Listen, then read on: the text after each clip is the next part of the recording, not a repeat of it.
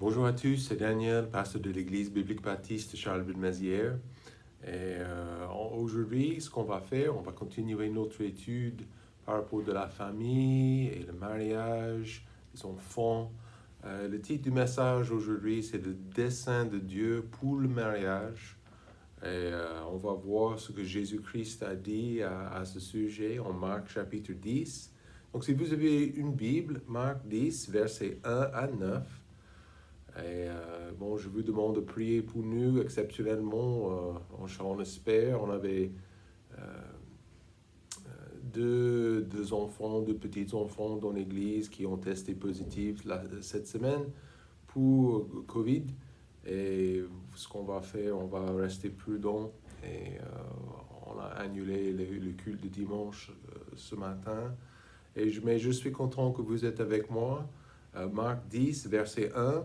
La Bible dit, Jésus étant parti de là, vint aux confins de la Judée, le long du Jourdain, et le peuple s'assembla encore vers lui, et il continua à les instruire comme il avait accoutumé. Alors les pharisiens vinrent et lui demandèrent pour l'éprouver, est-il permis à un homme de répudier sa femme? Il répondit à leur et leur dit, qu'est-ce que Moïse vous a commandé? Ils lui dirent, Moïse a permis d'écrire une lettre de divorce et de répudier. Mais Jésus répondant leur dit, il vous a écrit cette lettre à cause de la dureté de votre cœur.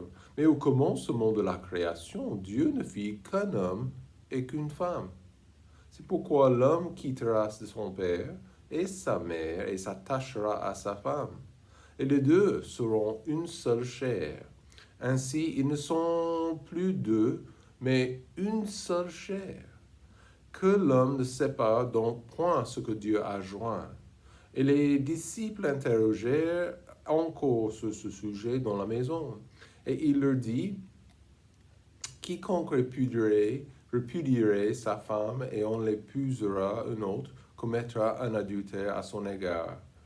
Et voilà, on va s'arrêter là. Est-ce qu'on peut prier? Cher Père Céleste, merci pour ta fidélité, ta grâce. Merci aussi pour la précision de ta parole. L'homme, il essaie de changer les bonnes que tu as mis en place, Père, mais je sais bien qu'il ne peut pas. Et nous comprenons bien que ta volonté, ton dessein, c'est beaucoup mieux pour nous dans ce monde et dans nos vies en particulier. Donc, je prie que tu bénisses ce message, que tu nous encourages pour ceux qui sont mariés, pour ceux qui vont se marier un jour. Je prie que tu nous aides à comprendre ta volonté à ce sujet. Au nom de Jésus, nous prions. Amen. Bon, la condition est très, très critique pour le foyer et pour le mariage, n'est-ce pas? On a examiné ça la semaine dernière, comment Satan, il cible la famille, il cible le foyer. Et des gens disent aujourd'hui, même en France, beaucoup, ils disent que le mariage est une institution dépassée, inutile pour les hommes, inutile pour les femmes de notre temps. L'homme moderne, il dit que c'est quelque chose d'inutile. On n'a pas besoin, ils disent, on n'a pas besoin de se marier, on peut vivre ensemble, et voilà, c'est tout. C'est plus facile pour beaucoup de gens dans notre temps moderne d'avoir les unions libres ou la cohabitation, quoi.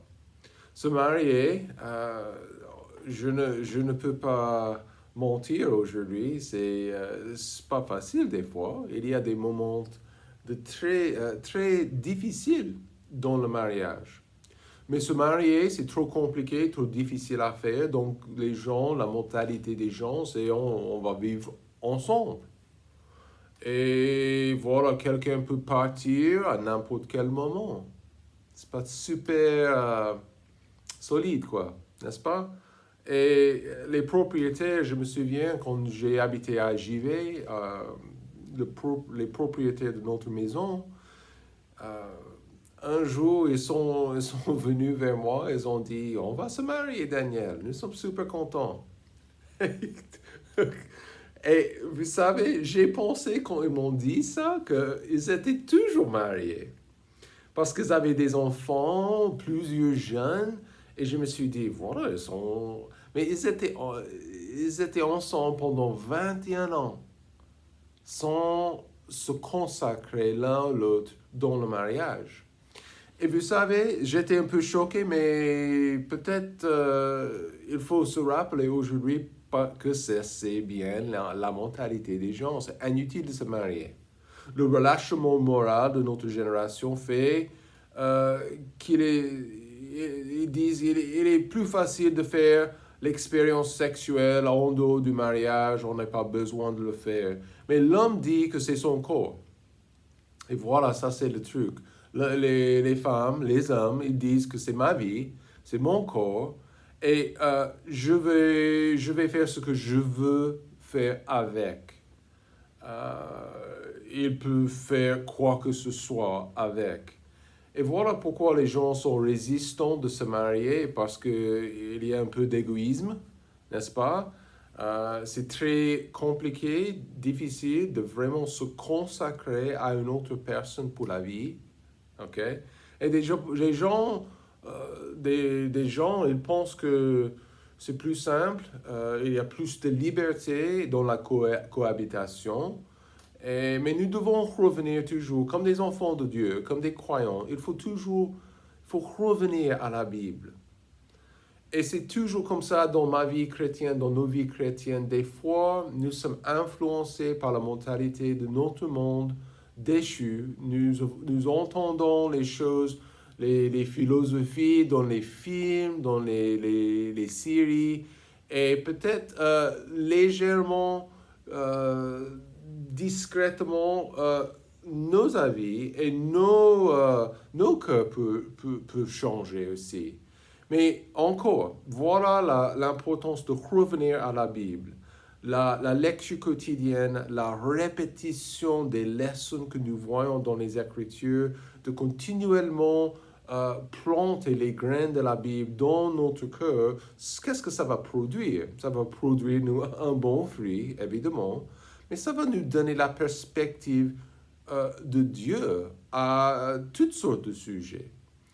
Et ça va nous aider aussi de cibler et de reconnaître l'erreur et de reconnaître quelque chose qui est anti-Dieu, qui est anti-famille, qui est anti-volonté de Dieu, la volonté de Dieu. Donc, qu'est-ce que Dieu veut pour nos vies? Quel est son but pour le mariage? Nous voyons certainement, il y a Genèse, si vous avez le temps, lisez Genèse 1, 2, 3, vous pouvez voir clairement le but de Dieu pour le mariage, pour les familles, pour les enfants, pour le bonheur, n'est-ce pas? D'être ensemble, fidélité, le service. Je me souviens que j'étais super... je me suis marié avec ma femme en 1999, le 8 janvier. Et je peux vous dire que je n'ai pas du tout compris à mon âge, je n'avais que 23 ans, et je n'ai pas vraiment compris l'importance d'humilité, du service à quelqu'un d'autre, pour quelqu'un d'autre, pour le bien de quelqu'un d'autre, le sacrifice. Mais au fur et à mesure, avec l'aide du Seigneur, il m'aidait à comprendre ces éléments essentiels dans la vie et certainement essentiels dans un couple. Les gens pensent que c'est toujours le monde, ça se tourne autour d'eux-mêmes. C'est eux, c'est leur vie, il y a énormément d'égoïsme. Mais non, le but du mariage, c'est évidemment accomplir la volonté de Dieu en couple, mais aussi d'avoir des familles chrétiennes, croyantes. Dans ce passage, les pharisiens, ils ont parlé du divorce. Okay? Ils ont parlé du divorce, ils ont essayé de tromper Jésus-Christ. Et c'est lui qui est le fondateur du foyer, du mariage. Mais ils voulaient qu'ils contredisent la loi. Mais nous voyons une précision dans ce passage par rapport au dessein de Dieu et le mariage. Qu'est-ce que Dieu voulait? Et qu'est-ce qu'il veut toujours en 2022? Est-ce que c'est dépassé, le mariage? Est-ce que le divorce est plus simple, plus direct, mieux? Mais voilà ce que Dieu dit. Comprenez le dessein de Dieu pour le mariage. Premièrement, à cause de l'origine du mariage. Verset 5, la Bible dit, Jésus répondant leur dit, il vous a écrit cette loi à cause de la dureté de votre cœur. Et on se trouve en verset 3, et Jésus avait demandé qu'est-ce que Moïse a prescrit, a demandé, a commandé dans la loi. Et ils ont dit, il a permis une lettre de divorce et de se séparer de se divorcer de votre femme, de votre homme, quoi. Mais si un homme démarre quelque chose, alors on peut dire à n'importe quel moment, on peut le laisser tomber, n'est-ce pas? Et ça, c'est la mentalité des pharisiens dans ce passage. Nous sommes affrontés dans la Bible avec la réalité de ce que Dieu dit à ce sujet, le divorce. Dieu déteste le divorce. C'est marqué dans l'Ancien Testament. Il déteste le divorce. Et voilà, mais nous sommes affrontés si un jour je décide, comme un homme, je décide que ce n'est plus important le mariage. Donc je peux, dans leur mentalité, ils ont essayé de dire, bon, on peut partir. On peut se divorcer de madame et on peut partir. Mais Dieu, à l'origine, Dieu a honoré le mariage en l'instituant. C'est lui qui l'a créé. Naturellement, l'homme pense qu'il sait mieux que Dieu et il essaie de changer les desseins de Dieu, mais il ne peut jamais le faire. En Genèse chapitre 1, verset 27, la Bible dit en verset 27, « Et Dieu créa l'homme à son image. Il le créa à l'image de Dieu. Il les créa mâle et femelle. » En Genèse 2, verset 18, nous trouvons aussi, « Et l'Éternel dit, il n'est pas bon que l'homme soit seul. Je lui ferai une aide semblable à lui. » Voilà pourquoi il a créé Ève.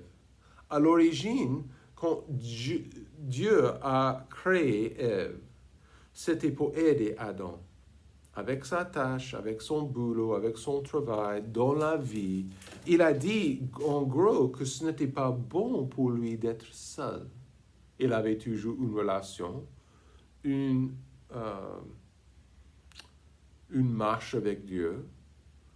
Mais Dieu a vu qu'il avait besoin de quelqu'un, la femme. La femme.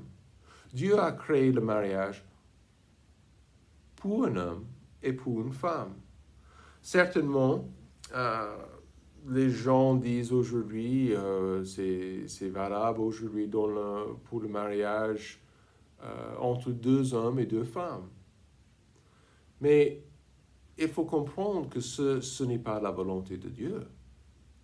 Nous voyons dans les Écritures quelle est exactement la volonté de Dieu, ce qu'il a autorisé, un homme et une femme. Ça, c'était bien à l'origine, c'est toujours bon en 2022. Et dans notre société libre, ces gens, ils ont le droit de mener leur vie comme ils veulent. Mais ça ne veut pas dire que c'est autorisé par les croyants, c'est autorisé par la Bible, c'est autorisé par Dieu. L'Écriture donne 3 raisons principales pour le mariage.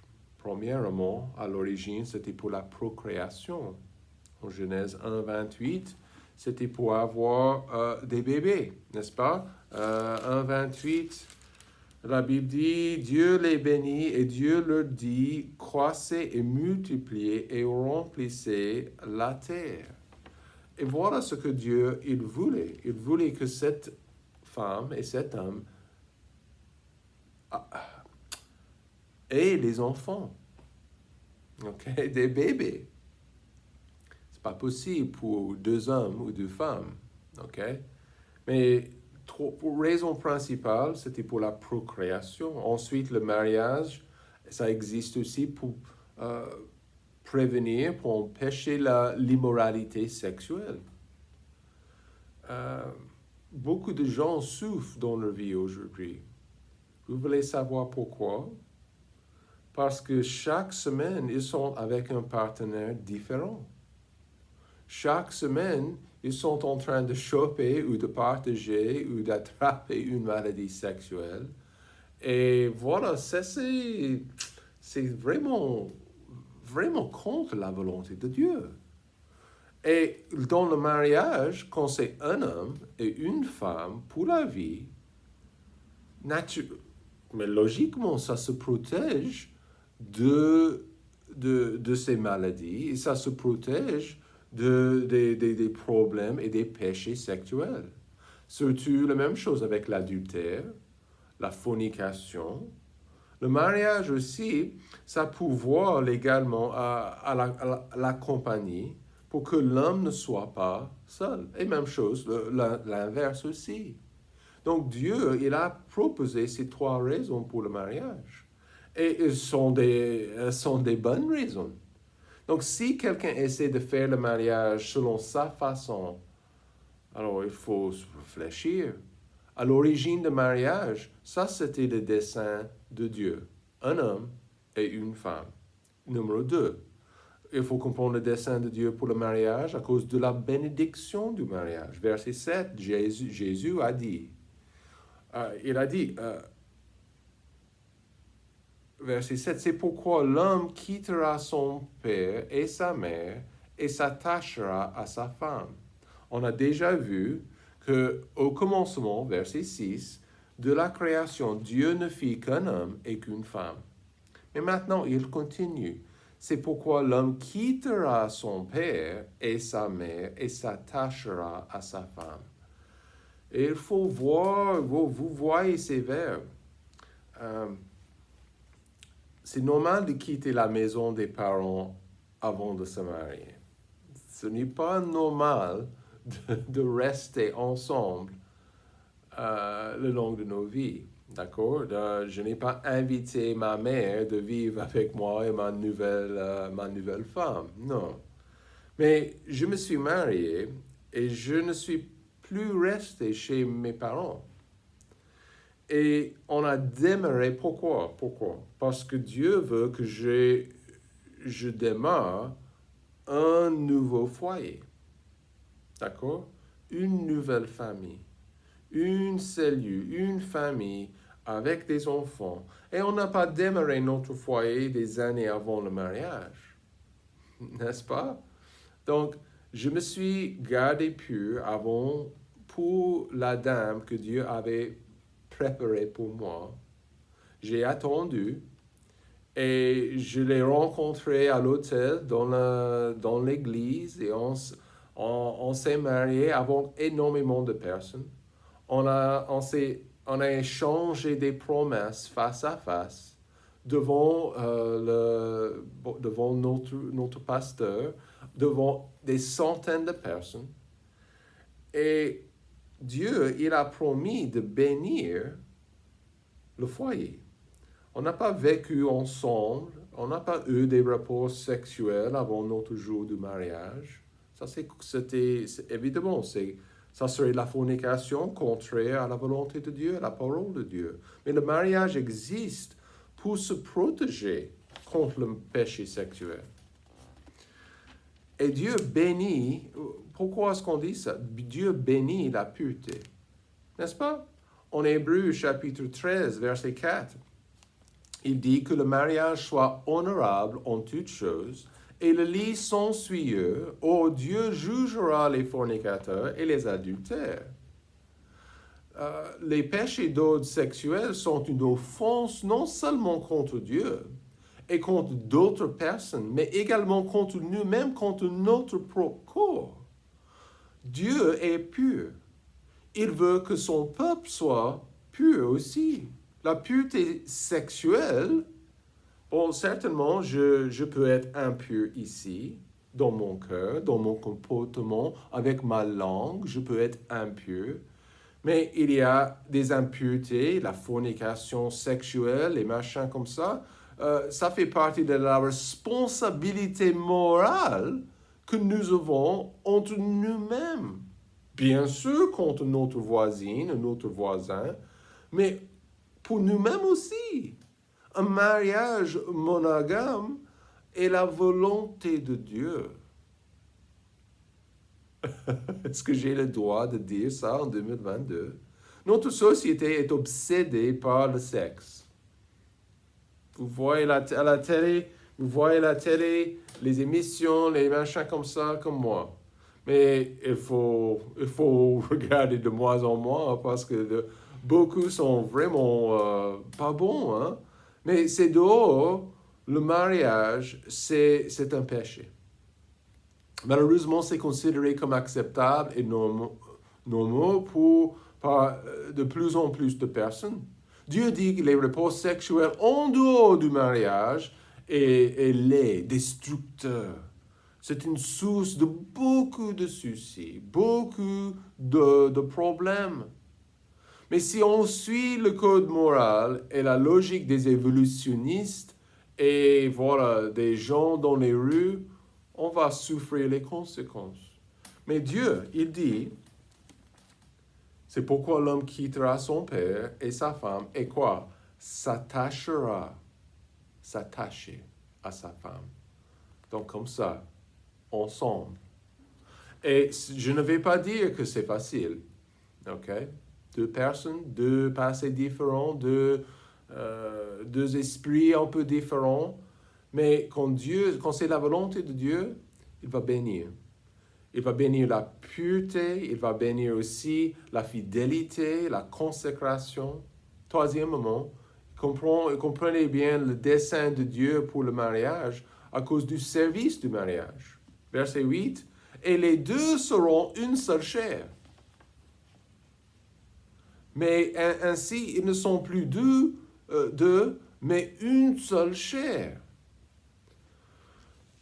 Elizabeth Taylor, vous connaissez cette femme, elle était actrice pendant les années 40, 50, 60, 70 aussi. Elle s'est mariée 8 fois, si je ne me trompe pas. 8 fois. Et nous voyons ça régulièrement aussi avec ce groupe d'Hollywood. Ces actrices, ces acteurs qui font des transferts de femmes, d'hommes régulièrement. Honnêtement, le mariage n'est pas pour les égoïstes. Le mariage n'est pas pour les paresseux. Ça exige un boulot, du travail de notre part. Le mariage est beaucoup de travail. Et si on ajoute 1 ou 2 enfants, c'est beaucoup de plus, beaucoup de travail, ok? Mais comme un couple marié, on doit se servir mutuellement avec humilité. Ce n'est pas au sujet de moi, ce n'est pas mes envies qui comptent, c'est le service. Si les deux mariés se préoccupent avec le service de l'autre, pour l'autre, et le partage pour le bien de l'autre, le mariage va fonctionner, ça va vivre, ça va survivre aussi. Je pense que beaucoup pensent que le mariage, comme nous voyons dans les films, ça c'est ça. C'est un coup de foudre, c'est un choc comme un choc électrique et voilà, ça c'est l'amour. Mais l'amour, le vrai amour, c'est un boulot. C'est du travail. Et ce n'est que du bonheur et les sentiments agréables. Il y en a, mais il y a aussi des factures, il y a aussi des maladies, il y a aussi des problèmes, il y a des lundis matins, il y a des couches, des bébés il faut les changer, ok? Le mariage est plus que l'amour romantique où les sentiments agréables ressentis en présence de la personne aimée. L'amour, selon la parole, c'est d'aimer l'autre personne dans le bien et dans le mal. L'amour, c'est une décision. Je vais vivre pour cette personne, pour son bien. Je vais vivre pour son bonheur. Certainement, Jésus doit être le maître de notre mariage, n'est-ce pas? Il doit être le centre de notre mariage. Sinon, le mariage ne peut pas survivre. Je pense ce soir à une femme ici, et elle souffre.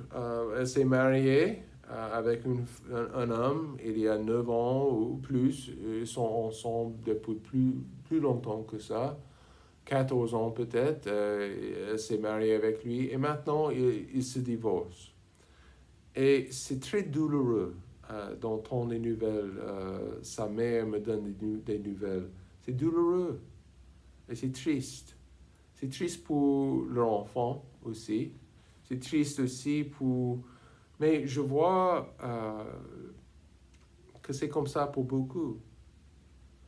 On est là et je, comme un mari, je dois être en place pour ma femme. Et elle doit être en place pour moi. Et si les deux, s'ils ont Christ dans leur couple, s'ils ont l'humilité et le désir d'aider l'autre partenaire, alors ça va survivre. Mais c'est le service qui compte, ok?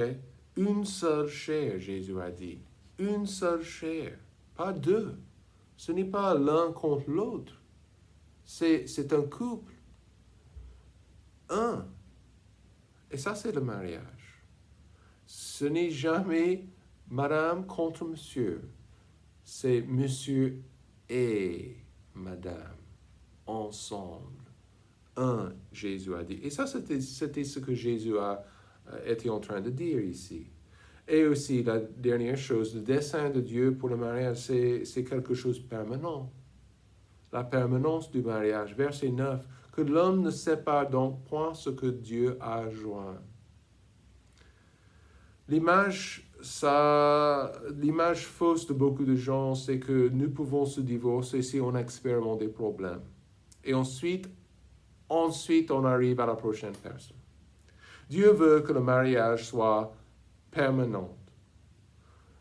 Genèse 2, 28, de s'attacher, ça veut dire, ça donne l'image de coller, n'est-ce pas? De coller à quelque chose. Il y aura toujours des incompatibilités dans la vie, mais dans le mariage, ce n'est pas une raison pour le divorce. Dieu peut nous enseigner beaucoup par rapport de lui dans ses difficultés. Chacun apporte des qualités uniques qui enrichissent la vie du conjoint, mais chacun apporte aussi des caractéristiques qui peuvent gêner aussi, n'est-ce pas? Peut-être vous avez déjà découvert ça avec votre mari ou votre femme. Si l'accent est mis sur les points négatifs, alors le divorce semble juste.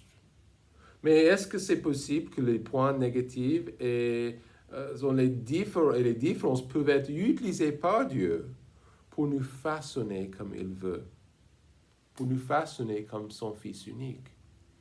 Est-ce que je peux devenir de plus en plus comme Jésus-Christ grâce à mon mariage, grâce aux difficultés dans mon mariage? Oui, ça peut arriver. Dieu veut que ça soit permanent. Je connais des femmes, et des hommes aussi, pendant longtemps dans le ministère. Je sais qu'ils ont été trompés. Un homme ou une femme, ils ont fait une grosse erreur, l'adultère, dans leur couple. Et vous savez, je pense à une femme, elle a pardonné son mari. Ils ont, dans un sens, ils ont redémarré leur mariage. Ils ont resté ensemble et n'ont pas cherché le divorce. Mais cette femme, elle a pardonné son mari. Et vous savez, il y a des moments, on ne parle pas de l'adultère, mais peut-être ça peut arriver, peut-être. On peut être séduit, trompé, ou quelque chose comme ça, mais Dieu, la volonté de Dieu, c'est quoi? La permanence, l'humilité, le service, le pardon mutuel. Et Dieu va bénir, il veut bénir. Parce que la France a besoin des foyers qui sont soudés, qui sont collés. C'est ce que ce monde, ce pays a besoin, des couples chrétiens qui sont consacrés l'un à l'autre. Passez un très bon dimanche. Que Dieu vous bénisse.